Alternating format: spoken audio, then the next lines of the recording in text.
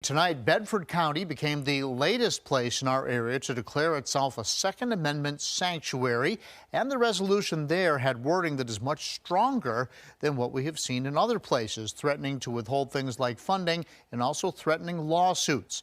They were expecting a big crowd tonight, and they moved the meeting to Liberty High School as a result of that, and that is where we find 10 News reporter Shane Dwyer tonight. Shane, was that auditorium big enough?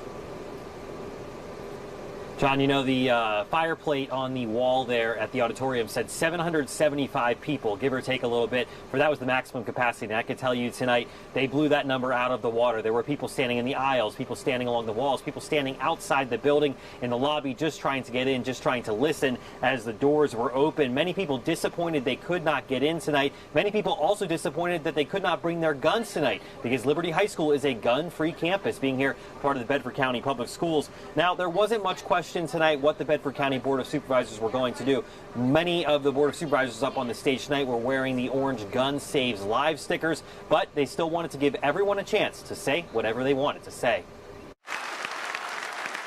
The applause inside Liberty High School's auditorium was frequent and hearty Monday night, supervisors voting unanimously to pass the Bedford County version of a Second Amendment sanctuary. The Second Amendment was not written so that we could have a gun for hunting. It was not even written only to protect ourselves from criminals. It was written that we could have guns to protect ourselves from the very government officials who are trying to take our guns away from us. Bedford County becomes the latest locality to do something like this. Their version threatening to withhold funding and saying they don't intend to comply with any possible Democratic championed gun restrictions.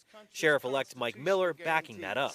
This agency will not be part to the violation of, infringements upon, or our community's individual rights as it pertains to the United States Constitution. But before that, as more than a dozen people stepped up to speak, it seemed like a stage show spectacle rather than a public meeting. Y'all need to protect your families, hold your loved ones tight, and Sheriff, don't bend. Numerous speakers spoke to the crowd and not to the board, making themselves a stage up front. This man used his few minutes to sing his feelings. Glory, glory, hallelujah.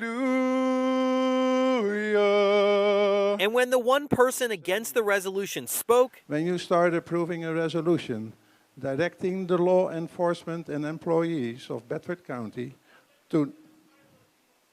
He was interrupted by someone yelling, "Go back to Venezuela," before finishing and being heckled away from the mic. I'm worried that our safety will be dependent on law enforcement's interpretation of what is constitutional or not. The board thanked everyone for coming out to the meeting, and nearly everyone in attendance was pleased with the outcome.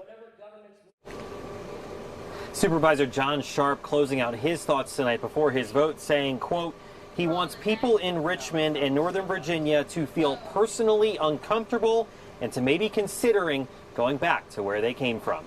Live in Bedford County, Shane Dwyer, 10 News, working for you. Thank you, Shane. So a big turnout there. Meanwhile, Galax and Rockbridge also voted to become sanctuaries tonight. Radford heard public comment but would not vote on the measure.